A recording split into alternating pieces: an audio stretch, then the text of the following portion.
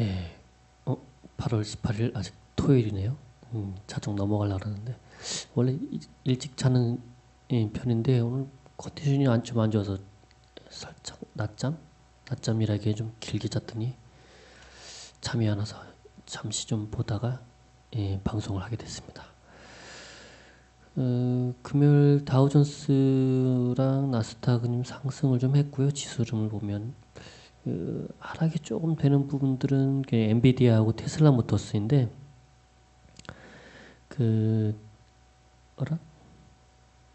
뒤에다 써놨구나. 이 부분은 뭐 트럼프 대통령이 터키에 대해 추가 제재를 경고하면서 터키 리라와는 달러 대비 4% 이상 하락 뭐 이런 코멘트가 있고요.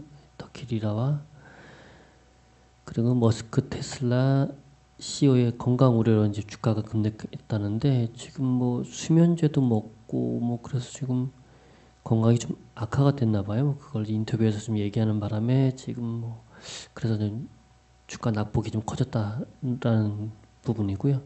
엔비디아 같은 경우는 실적이 발표가 됐는데 당초 예상보다 좀 실적 결과는 5분의 1도 못 미치는 결과가 나와서 여기서 좀 체크할 거는 가상화폐 마이너 채굴 부분에 있어서 반도체 수요가 예상보다 빠르게 줄어들고 있다는 부분인데요. 요건 좀 생각을 좀 해봐야겠네요. 그리고 트럼프 시진핑 11월 무역 전쟁 끝낼까 하는 이런 기사가 좀 실렸고요. 22일부터 23일까지 워싱턴에서 지금 미중 간 무역 협상이 일어나죠. 근데 아직까지는 이 부분은 지금 뭐 서로 만나는 사람들도 그렇게 고위급 관리가 아니다 보니까 기대 반, 뭐 우려라기보다는 뭐 그렇게 큰 기대도 안 하는 뭐 그런 관점들이 좀 있는 것 같아요. 그래서 여기도 좀 11월에 무역 전쟁 끝낼까라는 기사에도 여기는 뭐 미중 관계를 뭐 되돌리겠다는 중국의 의지를 반영한다는 분석도 있고 좀 좋게 보는 의견이겠죠. 그렇지만 또 안 좋게 보는 순탄치 않을 것이다. 미국의 대미 무역 흑자 축소, 관세 및 비관세 무역 정보의 철폐, 특히나 지적재산권 침해에 관련해서 중국 제조 2025 이 부분이 양국 간의 입장차가 너무 워낙 크기 때문에 쉽사리 해결될 부분은 아니다라는 그런 코멘트도 있으니까 참고하시고요. 일단은 그 트럼프 대통령 시진핑이 만나는 게 11월 중순 APEC 정상회의에서 좀 만날 것으로 예상되고 11월 말에 G20 정상회의에서도 만나게 된다 이런 코멘트가 있는데요. 결론적으로 그렇게 치면 지금 요거는 같이 링크 좀 올렸는데요. 월스트리트저널 요 코멘트가 이 기사가 실린 원본 기사니까 참고해서 보시고요.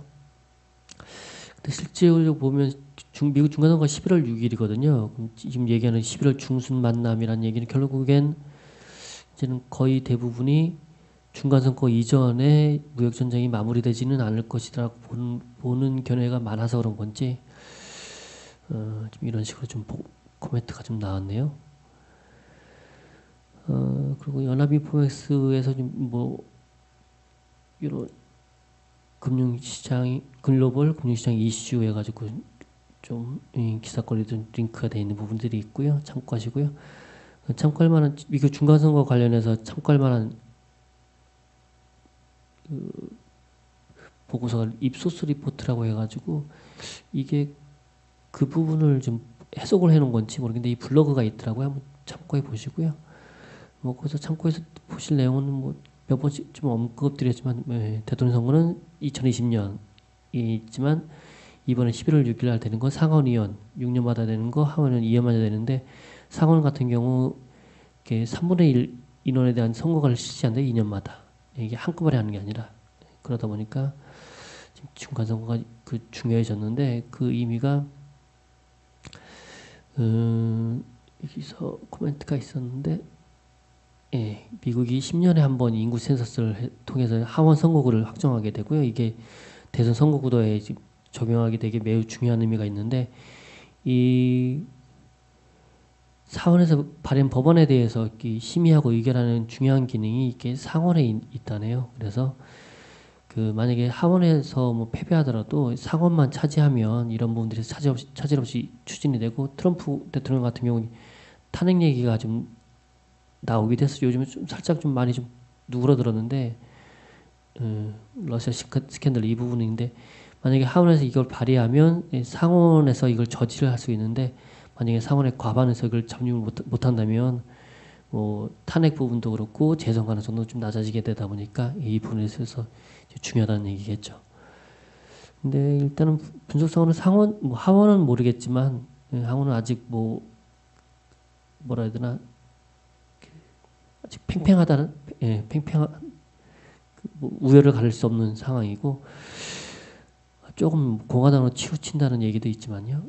상원 같은 경우는 공화당이 지금 선거가 치러진 게 35석 부분에 대해서고 그 나머지 부분 잔류하는 석 보면 공화당이 42석, 민주당이 23석이라서 그 공화당이 9석만 차지해도 뭐 과반을 차지하는 부분이라서 근데 민주당이 과반을 넘기기 위해서는 그 현 지역구 26곳 모두를 수성하고 공화당 의석 중에 최소한 2석을 빼앗아야 하는 상황이라서 상원 과반석을 넘기는 힘들다는 그런 내용이네요. 그 오늘 방송을 열었던 부분은 이 지스마트 글로벌에 대한 부분 때문이었는데요. 지스마트 글로벌 저번에 몇 번 현금 흐름하고 장기 매출 채권에 대한 부분 때문에 좀 우려할 부분이다라는 말씀을 좀 드리고 나서 그 최근에 한번 7월달 부분부터 주가가 좀 올라오더라고요. 그래서 실적이 좀 좋아지려나 하고 좀 잠시 좀 내용을 좀 돌아봤고요. 근데 일단은 2분기 실적은 안 좋게 나왔네요. 매출액도 그렇고 영업이익도 순이익도 손실로 좀 바뀐 부분이라서 일단 뭐 주가 흐름은 얘는 그 성장성에 대한 기대감은 2016년 4월에 보면 고점을 찍었고요. 2010년 말에 뭐 전환사채 발행되고 그다음에 뭐 성장성이 조금씩 좀 둔화되면서 특히나 올해 상반기 실적이 좀 부진되면서 7월 초에 이제 8,000원대까지 주가 하락하고 일정 부분 지금 10,000원대까지는 회복을 한 것 같더라고요. 전환사채가 매년 발행을 하고 있고요. 보니까 2010년 12월, 작년 6월, 올해 또 4월에 전환사채 발행인데 지금 현금 흐름상 자금이 좀 돌아가는 부분이 좀 힘들어서 좀 일단은 자금 조달을 하고 있는 부분이겠죠. 근데 전에도 이거 한번 그 말씀을 드린 전환사채에 대해서 말씀을 드렸는데 좀 립싱 부분도 그렇지만 이게 아마도 1개월마다 그 립싱 되는 조건이다 보니까 되게 좀 안 좋은 조건으로 발행이 된 것 같더라고요. 하여간 이 부분이 좀 주가에도 좀 악영향을 끼친 것 같고요. 지금 여기 보면 그 2분기 실적에 대한 부분 얘기가 있었고 상반기 영업이익 22억 뭐 전년도 대비 78.7% 감소. 근데 일단은 회계상으로 매출 인식 변경이 됐고 장기 할부 매출이 하반기로 수년되면서 2분기 실적이 좀 안 나왔다는 내용이더라고요. 올해 2분기에는 190억 원가량의 매출 채권이 회수되는 등 근데 현금 흐름은 개선됐고 내년부터는 매출액이 이제 커질 거죠. 그 이게 5월달 레포트인가? 그리고 나서 아마 레포트가 안 나온 것 같은데 5월달 레포트 때 올해는 실적에 대한 부분은 조금 안 좋게 보는 그렇게 뭐 긍정적이진 않은 것 같고요. 내년에 대한 부분으로 좀 레포트가 한번 실렸더라고요. 근데 5월 이후는 레포트가 좀 없어서 다른 내용들은 없었고요. 하여간 여기서 이슈로 됐던 건 회계기준 변경으로 또 기존 매출 채권 회수는 늘고 신규 매출 채권 증가는 제한될 수밖에 없어서 실적 개선에 따른 현금 흐름은 좋아질 것이라고 덧붙였다. 그래서 일단은 긍정적인 얘기를 좀 써놓은 거고요. 신상윤 기자님이 써놨는데 그래서 한번 좀 체크를 해봤어요. 그래서 회계상 인식기준 변경이 어떤 부분이고 현금 흐름 개선이 되고 있는지 그리고 보다 보니까 7월 달부터 이제 이기성 대표이사의 장내 매수가 좀 이루어지고 있더라고요. 그래서 그 부분을 잠깐 좀 체크를 해봤어요. 회계상 인식 기준 변경 부분 그 지금 얘기했던 그 2분기로 수년됐던 부분은 확인을 좀 못 해봤고요. 아마도 1분기 그 보고서에 있는지 제가 일단은 지금 반기 보고서를 좀 체크해봤는데 거기서 좀 체크해봤어서 좀 조금 봤던 부분은 장기 매출 채권에 대한 부분인데요. 이게 지금 회계 기준이 변경되면서 장기 매출 채권 부분이 마이너스가 조정이 됐어요. 수정후에 그죠? 17억 정도 마이너스 예전 그 기존보다 그래서 그 내용이 좀 뭔가 해서 좀 봤는데 좀 어려운 말이 있더라고요. 장기 할부 매출 거래 가격에서 상대방의 신용 상태를 고려한 이자율 적용을 통해서 화폐의 시간 가치 영역을 조정하여 수익을 인식한 결과 결론은 그 장기 매출 채권의 현재 가치 할인 차익금을 추가적으로 인식하였습니다. 그래서 조정을 받았던 얘기인데 결론은 이 KIFRS 또 꼬인다. 한국국제회계기준 1115 적용으로 인해서 그 장기 매출 채권에 대해서는 그 뭔가 할인해야 되는 마이너스가 되어야 되는 회계 이슈가 좀 변경이 된 거죠. 아마도 그런 것 같아요. 하여간 그래서 장기 매출 채권 및 기타 채권이 마이너스 좀 금액이 좀 마이너스가 됐고요. 근데 저게 여기서 얘기하는 이 회계 기준 변경으로 기존 매출 채권은 훼손 늘고 신규 매출 채권은 증가 돼서 실적 개선에 따른 현금 흐름이 줄어들 것이다라는 얘기인데 모르겠어요. 저게 이게 그걸 그렇게 해석한 건지 모르겠지만 이건 좀 안 좋은 것 같은데 장기 매출 채권에 대한 부분을 그 어차피 그게 매출 채권이 현금으로 해소되는 게 길어서 장기 매출 채권으로 된 거니까 그렇다고 치면 현금을 보유했을 때 이자 부분을 생각을 해보면 그 마이너스 요인이 되는 거잖아요. 아마도 그걸 인식하는 것 같아요. 그래서 좀 장기 매출 채권에서 그 할인이 돼버리는 거죠. 조금씩 감가상각처럼 그 개념이 아닌가 싶고요. 그렇다면 좋은 건 아닌데. 그리고 금융 수익 면에서는 좀 플러스가 됐네요. 적용하지. 요건 좀 이거랑 좀 보기에 좀 애매한데 보면 보고된 금액이 이렇고 조정하지 않았을 때는 더 마이너스가 되는 거니까 지금은 회계 변경으로 인해서 이 플러스 되는 조건이 된 거죠. 금융 수익은 더 늘어나게 되는 거고요. 하여간 그렇고요. 그래서 일단은 뭐 저기 기사에 영업활동 현금률이 좀 좋아졌다고 이렇게 봤는데 이게 좀 반기보고서 같은 경우는 1분기와 2분기를 묶어서 수치가 좀 적용이 되다 보니까 이게 2분기 어떻게 된 건지는 또 1분기를 또 같이 좀 봐야 돼요. 그래서 봐야 되는데 하여간 그렇지만 누적으로 봐도 일단은 아직 마이너스인 거죠. 작년 반기에 보다 뭐 조금 줄긴 했는데 뭐 큰 차이 없고요. 영업활동 현금 흐름이 마이너스 적자인 것은 아직도 좀 분명한 사실이고 그래서 그 한번 수치를 엑셀로 좀 잡아봤고 이건 반기에 대한 1분기, 2분기 더한 수치고요. 요것도 당반기가 이제 1분기, 2분기 더한 수치.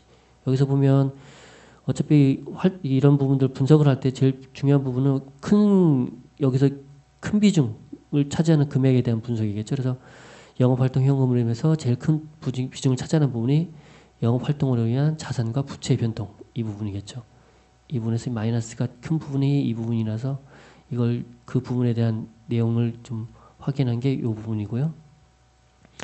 또 여기서 좀 체크해 보니까 일단은 제일 큰 부분으로 늘었던 게 재고자산 부분이에요. 이게 재고자산의 감소 이 부분에서 그 현금 흐름표에서 마이너스가 됐다는 얘기는 결론은 재고자산이 늘었다는 얘기죠. 왜냐하면 재고자산이 없어지면서 그게 현금으로 바뀌면서 영업활동 현금률이 플러스가 되는 부분인데 재고자산의 감소라는 항목에서 마이너스가 됐다는 얘기는 재고자산이 확 늘어버렸다는 얘기죠.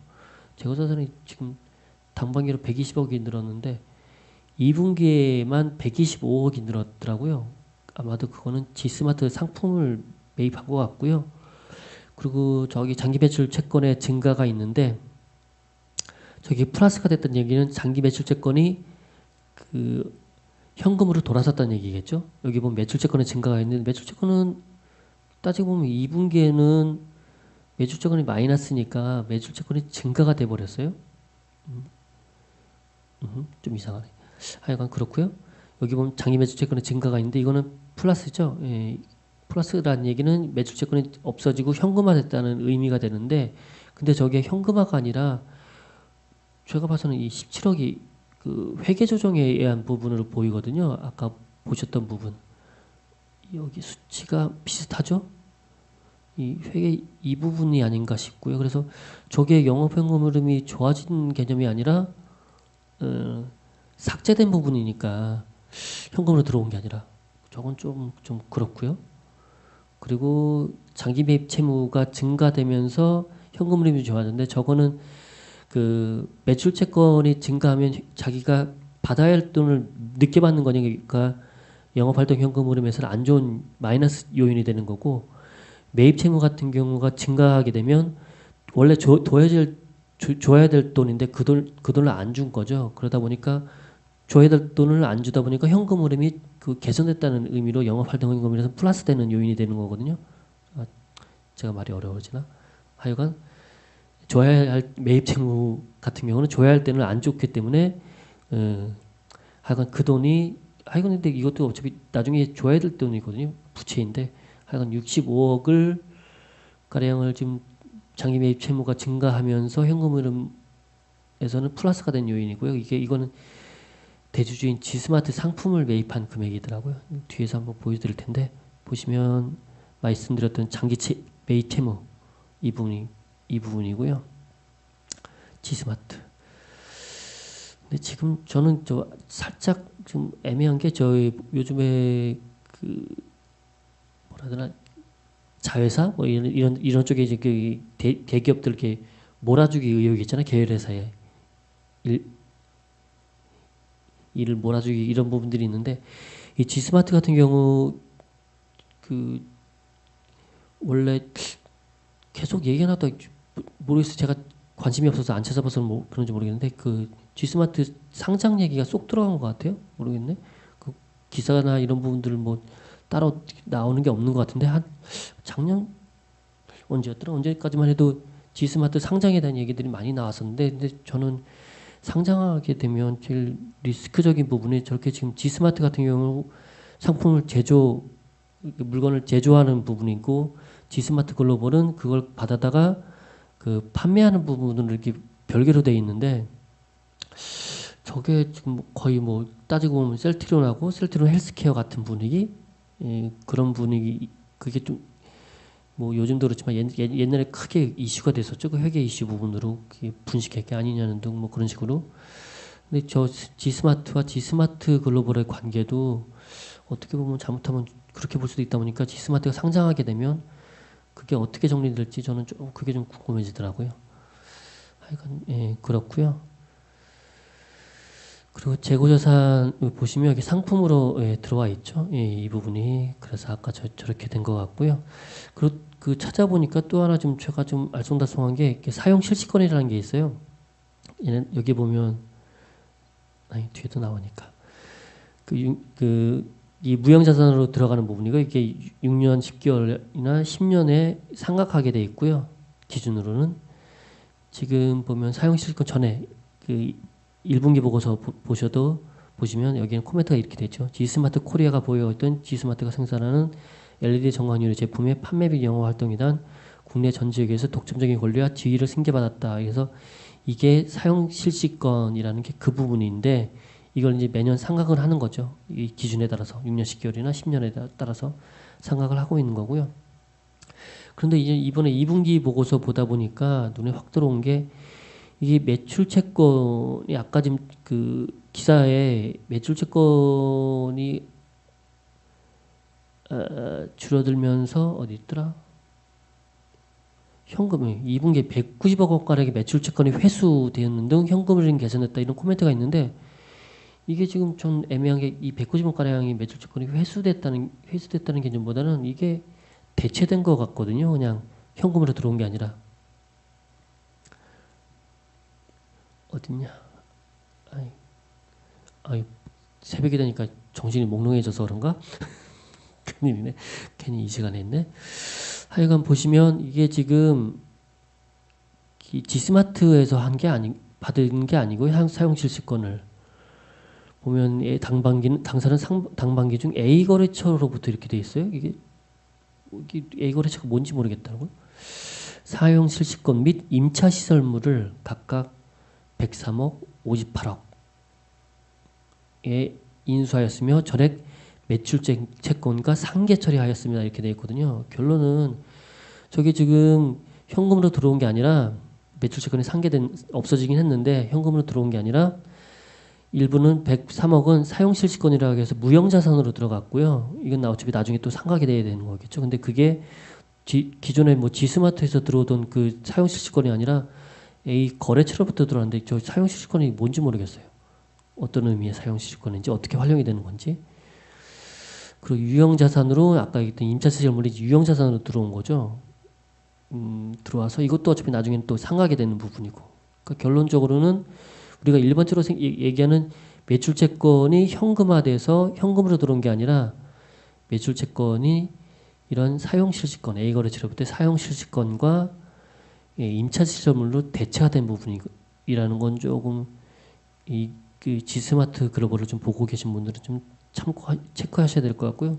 뭐 저야 제 입장에서는 여기 아직까지는 투자를 하고 있지 않은 입장이고 지금 주가가 좀 올라오길래 좀 뭔가 좀 회사의 그 현금 흐름이 좀 개선되거나 그 실적이 좋아지거나 뭐 하는 부분들이 좀 있나 해서 좀 보다 보니까 이걸 좀 발견하게 된 거고요.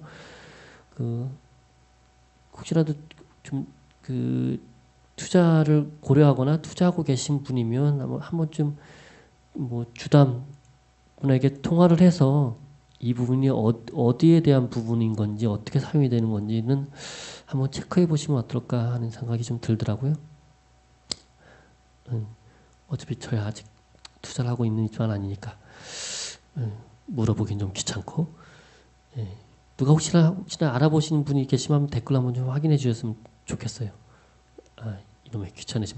저 같은 경우도 저도 하기사 제가 투자하는 기업도 잘 주담한테 전화하는 게 저도 좀 잘 그런 게 좀 습관화가 안 돼서 그런지 잘 안 하게 되더라고요. 이런 부분도 궁금한 부분도 있는데 이놈의 귀차니즘. 귀찮으면 안 되는데 하여간 저도 좀 그런 부분도 좀 고쳐야 될 것 같은데요.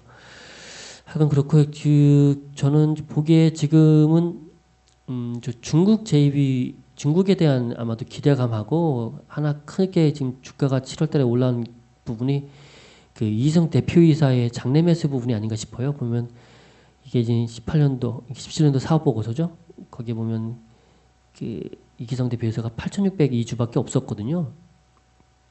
근데 보면 올해 7월달부터 해서 쭉 매입을 했어요. 자사주를. 그래서 8,602주에서 지금 몇 주까지 됐더라? 8월 16일 공시나온 것까지 따지면 17만 주가 됐더라고요. 꽤 뭐 적지 않은 금액이죠. 그래서 아마도 제 생각엔 저게 그 부분 때문에 좀 올라오지 않았나? 아마도 중국 JV에 대한 부분도 있지만 이게 지금 뭐냐? 저는가액 조정이고 요즘에 뉴스 나온 거 보면 뭐 중국 JV 얘기들이 많더라고요. 못 찾겠다. 이 공시는 여기 따로 안 뜨더라고요. 하여간 그렇고요. 지금 이건 1분기만 반영돼가지고 2분기가 지금 반영이 안 된 부분이고요. 뭐 주가 흐름 전에 한번 이거 보여드렸던 것 같고, 현금 흐름이 안 좋아지는 부분, 그리고 실적이 좀 내려오는 부분. 일단은 이 실적이 좀 다시 좀 올라가는 부분하고 저 사용실시권 부분하고 이 임차시설물에 대한 부분은 한번 좀 체크를 해보시면 어떨까 하는 생각이 들고요. 저도 이 기업을 뭐 계속 나쁘게 보는 부분은 아니고요. 뭐 성장성이나 이런 부분들이 있어서도 전에도 그래도 저도 거래를 했던 기업이었고 해서 뭐 만약에 좀 뭔가 좀 회사에서 뭔가 변화가 있는 부분이 생긴다면 좀 투자를 하고 싶은데 아직까지는 조금 저는 재무 상태 부분으로 조금 애매한 부분이 있어서 좀 아직 좀 꺼리게 되네요. 이번 중에 또 횡설수설 했네요. 시간이 늦다 보니까 횡설수설 했는데 하여간 뭐 다른 부분들 또 말씀드릴 부분들 있으면 뭐 주말 일요일 날 또 올려드리도록 하겠습니다. 이상 마치고요. 주말 잘 쉬세요.